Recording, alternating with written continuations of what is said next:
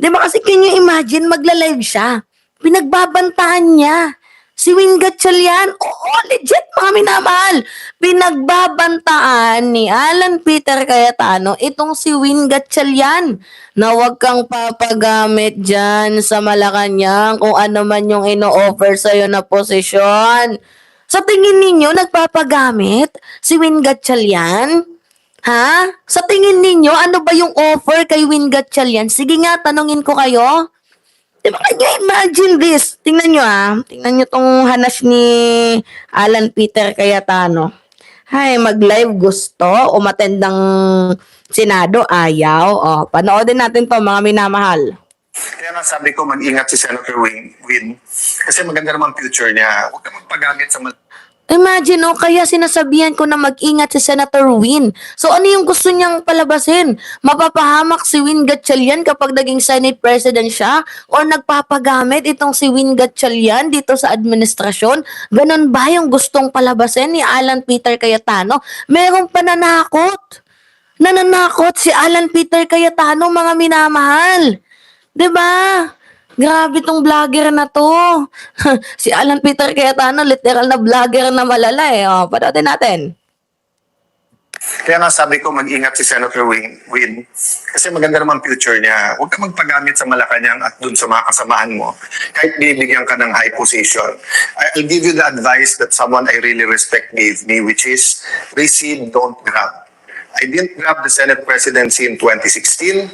I didn't grab it in 2025. Hindi mo ginrab pero ngayon ayaw mong bumaba sa pwesto? Meron bang ganon? Ayaw mong i-grab pero tingnan mo nung ikaw na yung naupo, ayaw mong bumaba, hindi mo matanggap? Meron bang ganon, mga minamahal? I didn't grab it in February 2022. But to God's grace, napunta sa akin. By the way, kung nakuha ko yun earlier, kasi di ba nagsama-sama Senator Coco, Senator Tito, Senator Frank Drilon, Senator Big Subiri. Alam niyo kasi sinasabi nila masarap maging Senate President. Yun yung reading between the line Kasi usually tens of billions ang pwede mo ipasok sa budget. Usually yan, malaking mga discretionary funds ang pwede mo i-withdraw. Then of course, number 3 ka. So sa lahat ng mga ahensya ng gobyerno, basically you're a VIP there. Ang daming perks po ang pagiging Senate President, Kaya nga sabi ko, mag-ingat si... Diba? Parang sana all. Kung hindi ka ba naman baliw? Diba? Gato kasi yan, mga minamahal. Paliwanag natin sa inyo. Kasi meron akong tinanong na legal expert tungkol dyan sa quorum na yan. Ito yung sabi sa akin ng legal expert. Chinat ko siya. Sabi sa akin, ni ma'am, napakagandang punto ng argumento at tanong mo tungkol sa kaibahan ng continuation at initiation. Kasi nagtanong ako, legit ba yung quorum na ginawa nung June 3, 2026? Lalo pat dineclared na vacant itong mga absent sa majority at yung dalawa kasi hindi nagpapakita. Yung isa nakakulong, yung isa nagtatago. So basically, ganito yung numero 24 na bawasan ng dalawa. Kailangan pa ba nating i-compute? Okay. 24 na bawasan ng dalawa, bali 12 na lang. Ngayon, kung i-divide natin yung 22 sa dalawa, ang lalabas 11. So basically, may numbers yung minority. Yung minority block nila Win Gatchalian kasi 12 na sila nadagdagan kay Chis Escudero. Yan yung katanungan ko. Ngayon, sinagot niya ako tungkol dito sa Avellino and Cuenco. So, ngayon, sabi niya sa akin, kung titingnan sa literal na takbo ng kasaysayan, nagsimula nga naman ang sesyon noong 1949 na may 22 senators. So, balik, kung himayin natin mismo ang naging hatol ng Korte Suprema sa Avellino versus Cuenco, yung JR number L2821, may mas malalim at mas malawak na doktrina ang Supreme Court na hindi lang nakatali sa salitang continuation. Ito yung sabi sa atin ng legal expert. Ang tunay na diwa ng desisyon ay nakasandal sa dalawang pangunahing legal na prinsipyo na nagpapatunay na valid ang quorum noong June 3, 2026. Una, dahil ang definisyon ng the House or coercive power rule, ang pinakamalaking kontribusyon ng Avellino versus Cuenco sa batas ay ang paglilinaw kung paano binibilang ang majority para sa quorum. So ngayon, according sa Korte Suprema, may malaking pagkaiba ang pareralang majority of all the members of the House sa majority of the House. So nung itinakda ang saligang batas na ang majority ng House ang bubuo ng quorum, ang tinutukoy ay yung mga miyembro na functional, available, at sakop ng coercive power or kapangyarihang mang-aresto ng Senado. So, sa madaling sabi mga minamahal, yung 22 na senators na yan, yung binasihan nung quorum yung nung June 3 kasi may dalawang senador na hindi 'di ba nagpapakita. Si Bato tapos nakakulong si Jinggoy. So bali yung 24 naging 22. So sa pinakamadaling computation at hindi na dapat natin palawakin pa itong explanation na to, 22 divide 2 11. Ngayon, ang 11 sa minority nagdagdagan ng isa. Basically, naging 12 sila. Tapos yung majority nila Cayetano Block is naging GIS. So, majority na yung 12. Diba, Ninita Umali? So, majority na po ang 12. Okay, papaliwanag natin sa iyo. Paano naging majority yung 12? 22 lang naman yung mga available na mga senador. And beside, naging vacant yung absent na mga senador. 'Di ba? Yung majority block naging vacant.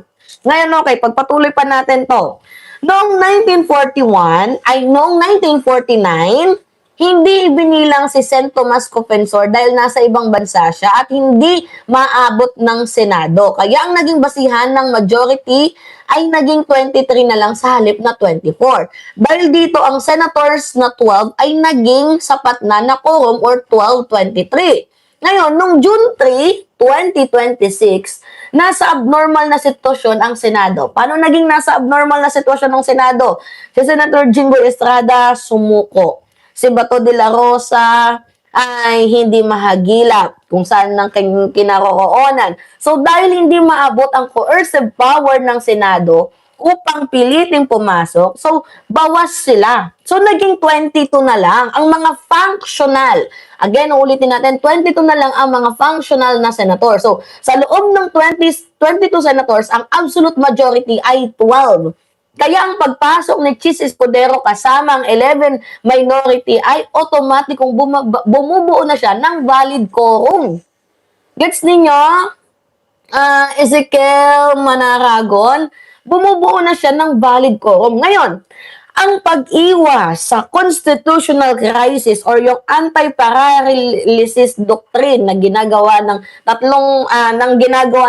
Cayetano Block, umabsent ba naman sila ng 3 araw para i-boycott yung mga nauna. So, yan po yung naging dahilan kung bakit in-intervene ang legal na prinsipyo ng emergency necessity. Kasi according mismo sa article what they call this, 11, Section 16.5 ng Saligang Batas, na hindi pwedeng mag-adjourn ng alinmang kapunungan ng Kongreso ng mahigit 3 araw nang walang pahintulot sa kabila. So, di ba? Absent kayo eh.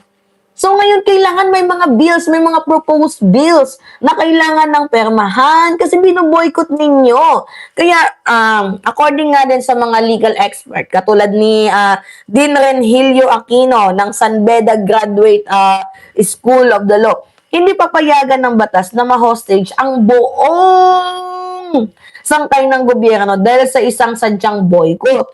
Ngayon, kung gagamitin ng lohika na kailangan muna ng initiation ng 22 senators bago magka-quorum, ibig sabihin, habang buhay na, pwedeng iparalasan ng mayorya ang Senado sa pamamagitan ng hindi pagpapakita kahit kailan kung walang ganong butas ang konstitusyon. So, sa madaling sabi mga minamahal, Cayetano is really sick. May sakit na talaga siya sa utak. Hindi niya ba nagagets yung pundasyon ng Korte Suprema na ang ruling doon ay legal? 'Di ba? Ano pa ba yung gustong mangyari ni Alan Peter Cayetano? Kung nagigets niyo yung punto natin, 'di ba, mga minamahal? Ano pa yung gusto ni Alan Peter Cayetano? Term sharing? Ha? Yan yung gusto niyang mangyari dito kay ano? Kay Win Gatchalian? O, halika, usap tayo. Tara, dito usap tayo. O, paghatian natin yung pwesto. Binabalaan mo pa si, si Win Gatchalian?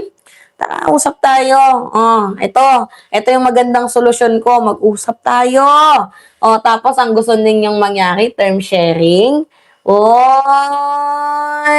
'Di ba? Kasi napapanahon yung impeachment. Matik na, mga minamahal. 'Di ba? Matik na. Kasi in relation sa impeachment, ayaw niya talagang bumaba kasi meron atang utos. Namoy ninyo, mga minamahal, meron natang utos. Tapos ngayon, ang kapal ni Alan Peter Cayetano na lahat isisisi sa administrasyon ni PBBM. Anak ng yuta ka. 'Di ba? Naghanap ka pa ng masisising tarantado ka. Mga minamahal, Senator Win should be careful and Erwin should be watching. He knows Alan's behavior. Ganito kasi yan eh. Si Win Gatchalian, parang gusto nilang i-control yung utak, sa madaling sabi. Gusto nilang i-control ang utak ni Win Gatchalian. Sige, gusto mong maging SP, term sharing tayo. Pero hindi papayag ang minority niyan. Sa totoo lang, mga minamahal, hindi papayag ang minority niyan na mag-term sharing sila. Hindi papayag ang minority niyan. Hindi papayag sa gustong magiging desisyon ni Alan Peter Cayetano. Pero, umaasa si Cayetano na baka ma-brainwash niya si Win Gatchalian. Kasi hindi talaga bababa si Alan Peter Cayetano kahit hindi na siya kinikilala eh. Di ba, mga minamahal, yung strategy na ginagawa ni Alan Peter Cayetano, pamimilit na eh. Kumbaga, kakapalan na lang to ng mukha, stupidity. Di ba, sabotage, sabi ni Julie Farael. Literal, mga minamahal na sabotage. Even though itong ginawa niya, may katarantaduan na, kumbaga, sinisi. Lahat. Kung hindi ba naman gago itong si Cayetano, ikaw yung nagsimula ng gulo dyan sa Senado. Lahat ng kaguluhan sa termino mo nagsimula, yung kay Bato, yung kay Jinggoy, pati ba naman itong tawag dito, Quango cases, yung validity ng quorum, lahat magulo dahil yan sa pag-upo mo. Tapos ngayon, lahat i-blame mo kay PBBM. Kung hindi ka ba naman nag-iisip, Alan Peter Cayetano, lahat gustong isisi kay Presidente. Katulad na lamang nito, mga minamahal. Pakinggan natin, ha? Gusto niya talagang bagsakin. Gusto niyang pilayan si President Bongbong Marcos. Oo, grabe. Tingnan ninyo. Sa ibang balita, inakusahan ni Senador Alan Peter Cayetano ang Malacanang at mga kaalyado rito ng umano'y panggugulo. Kaya nauwi sa deadlock ang liderato ng Senado. Sa Facebook Live kahapon, nanindigan si Cayetano na hindi naaayon sa konstitusyon ang balasahan sa Senado noong nakaraang linggo at nagbabala sa anya ay pagtatangkang pagpapahina ng demokrasya. Nauna lang iginiit ni Cayetano na nananatili siyang Senate President sa kabila ng nangyaring rigodon. Sila yung nanggulo. Yung 11, kakampi ang Malacanang, kakampi po ang... Tingnan ninyo, yung 11 kakampi ng Malacanang. So, mayroon siyang gustong i-insist, mayroon siyang gustong palabasin, mga minamahal, na parang kasalanan to ni PBBM. Dahil kakampi ng 11 yung Malacanang, kaya tingnan ninyo, nagkakagulo dahil kay Presidente. Di ba parang si PBBM yung gusto niyang sisihin sa lahat ng ito. Thank you, Eric De La Cruz. Napaka, talaga nito, hands-on nating moderator. Diba? Bicol Manorago, gagawin pala kitang moderator. Wait lang, yan. Diba, mga minamahal? Anyway, continue tayo. NBI, tapos pinapalabas, ako at kami ang magulo. Clear na yon, hindsight ha. Even yung walkout, nung sila nag-walkout, 12, wala daw quorum. Nung nagka-12 sila, meron na biglang quorum.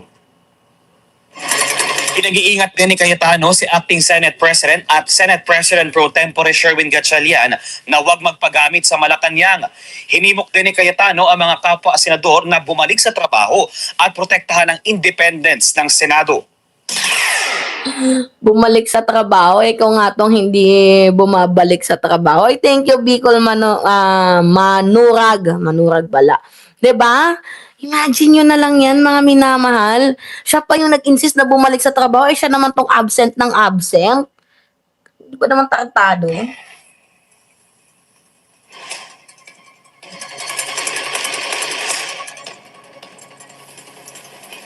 Samantala, labag sa konstitusyon ang pagtatalaga ng mga bagong liderato sa Senado at pagdeklarang bakante ang mga pinuno ng komite, ayon kay Senador Loren Legarda. Para kay Si Loren Legarda kasi ginagaya niya na si Alan Peter Cayetano, the way na magsalita si Cayetano, the way na kung ano yung lumalabas sa bibig ni Cayetano, 'di ba? Ginagaya niya na parang nagiging paid vlogger na din itong si Loren Legarda dahil sa kakadikit niya kay Cayetano, kumbaga ano ba? Tawag dito, sa madaling sabi na na-adapt na ni Loren yung katakantaduhan na ginagawa ni Cayetano. So, I think Loren Legarda has tawag dito, no chance na lumipat, 'di ba? No chance na lumipat sa minority na bagong majority ngayon. No chance na lumipat si Loren Legarda. Pero hindi natin alam, baka namamangka or naglalaro sa dalawang ilog itong si Loren Legarda. Pero wishing pa din na sana itong si Joel Villanueva, baka naman, 'di ba? Magbago yung isip mo at lumipat ka na diyan sa liderato ng minority, 'di ba? Legarda, labag sa saligang batas ang mga ginawa ng grupo ni Senate President Sherwin Gatchalian at paggamit ng desisyon ng Korte Suprema sa Avellino versus Cuenco case bilang batayan ng balasahan. Kulang ng isang boto para masabing mayorya ng lahat ng miyembro ng Ang daming sinasabi ni Loren Legarda, no? Kulang ng isang boto. Kulang daw ng isang boto. 22 na nga lang kayo kasi nakakulong si Jinggoy. Hindi na nagpa-function si Jinggoy tas nawawala si Bato. So, paano nasabing, 'di ba? Paano nasabing kulang ng boto? Eh, yung 22 na senators, valid yung nangyari, yung quorum nung June 3 kasi 22 na lang yung senators tapos yung kayo, vacant pa, hindi kayo pumasok. 'Di ba? Oh. Senado ang boto para sa pagbabago ng liderato. 1949 pa ang kasong ito at naganap sa ilalim ng 1935 Constitution. Nagbago na ang ating saligang batas. 1987 Constitution na ang sumasaklaw po sa atin. Pero nanindigan si Gatchalian at iginiit na may bigat ang mga opinyon ng mga eksperto sa batas gaya ng Integrated Bar of the Philippines at pahayag ng mga dating Senate President. Matibay rin ang opinion ng Integrated Bar of the Philippines, yung Association ng mga Law School Deans, of course, yung mga former Senate President, nagsalita rin sila. So, para sa akin, no, my personal opinion, mas mabigat yung opinion nila dahil yung mga ganitong bagay pinag-aaralan nila. Of course, Yes, syempre, pinag-aralan yan ng mga legal expert. So si Loren, wala namang alam si Loren dyan. Kumbaga nakikirides lang siya sa vlog ni Alan Peter Cayetano. 'Di ba, mga minamahal? Kaloka. Lahat na lang gusto nyong isisi sa presidente. INC will do everything just to stop the impeachment from going ahead. In July, Attorney Baligod and most of the 18 Marines are INC member, Iglesia ni Cristo. Wait, INC will do more sabotage, which is very horrific. Nakakatakot, 'di ba? Polongas Youth Man, huli ka na sa ating live. Nakakatakot yung gano'n na pati INC ay nakikisama na, nakikirides na din sa issue. 'Di ba? Na dapat supposedly meron dong tinatawag na separation ng church and states. Alright, mga minamahal. Again, it's me, Alicia Ninyo. Nagbabalik muli para sa ating panibagong video. Ingat, mga kababayan!